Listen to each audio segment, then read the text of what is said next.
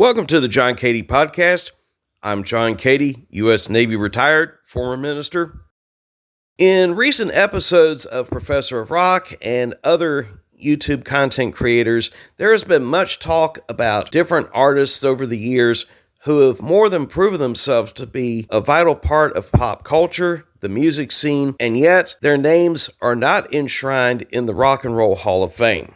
Some of these artists have been eligible for decades, and I mean 25, 30 years, even longer. What the Rock and Roll Hall of Fame probably needs to do, because some of these artists are now getting very old, and I don't want to see a bunch of posthumous inductions in the near future. So what they need to do is come up with a legacy acceleration, who the Rock and Roll Hall of Fame needs to induct now.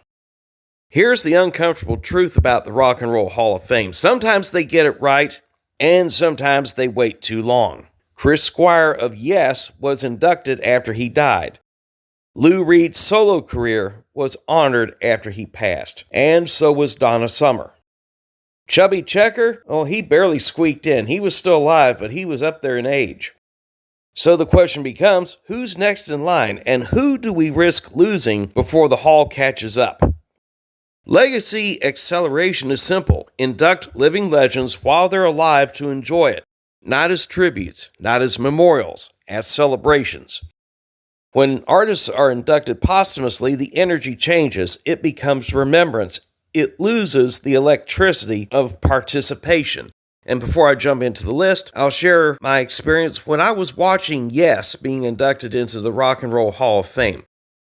Geddy Lee is an awesome bass player, and he fit right in with the rest of the band, but still, it just wasn't the same because Chris Squire was gone. And it would have been a whole different mood, a whole different vibe if Chris Squire had lived to be inducted. Tier 1, very high urgency. In other words, these guys need to be inducted now. Number 1 on the list, Mickey Dolenz of the Monkees, the last surviving member of the classic lineup. Inducting the Monkees now means Mickey stands there representing Davy, Peter, and Mike. Wait any longer, the moment is going to be gone forever. Giorgio Moroder. At 85, he's been in the business for over 60 years.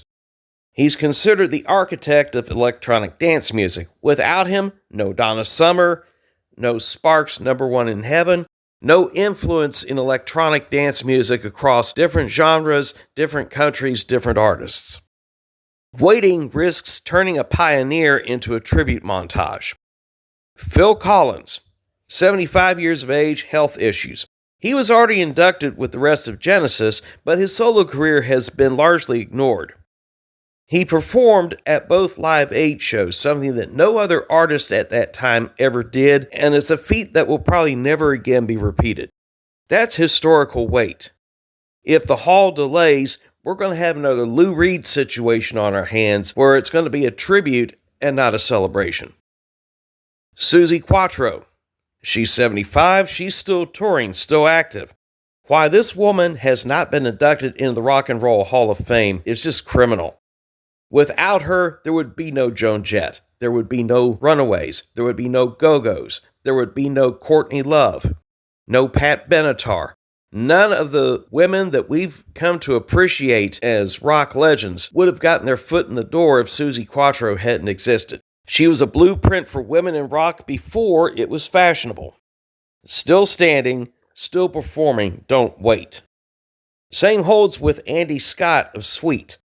The only surviving member of the classic lineup, which featured Mick Tucker, Brian Connolly, and Steve Priest. All of them are now gone. They were among the most successful glam rock artists in the 1970s. They had success not just across Europe, but here in America. He's a living legend to that golden era of glam. And he's another one. We can't wait much longer. Tier 2, high risk of genre bias delays.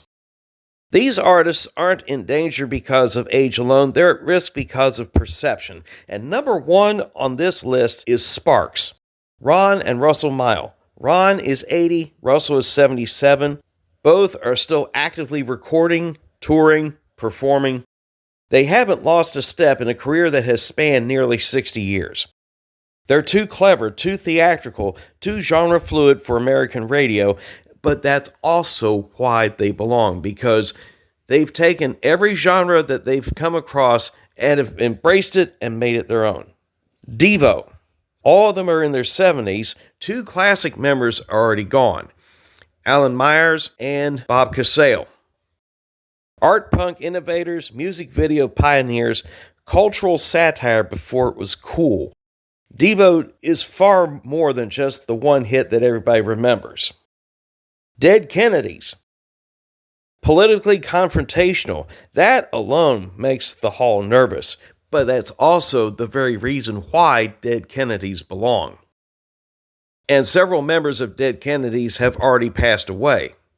Dead Kennedys' performance in 1980 proved just how fearless they were. Iron Maiden. I don't think anything more needs to be said. They've even been nominated, but they've never been inducted. Motley Crue. Though Mick Mars is suffering from health issues, partly due to ankylosing spondylitis, all four members of the band are still alive. Massive cultural footprint, but of course their lifestyle controversies over the years, their reckless image may still shadow them. And these aren't if, they're when. The question is whether the Hall waits too long. Tier 3, lower urgency, but still important. Weird Al. He's still very much alive, touring and performing. He's in his late 60s.